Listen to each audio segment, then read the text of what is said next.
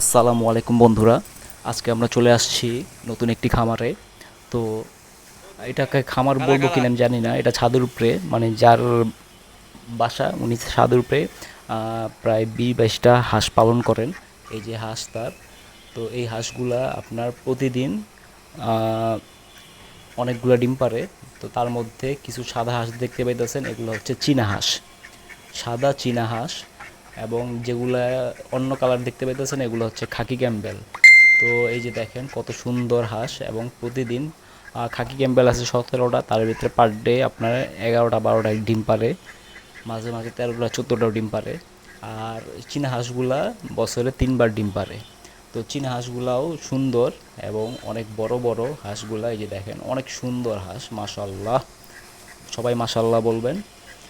তো আমি তার খামারে আসছিলাম এবং সুন্দর একটি ভিডিও করে আমি আপনাদের দেখানোর চেষ্টা করলাম যে হাঁসগুলা কত সুন্দর হইতে পারে, মানে অসম্ভব সুন্দর।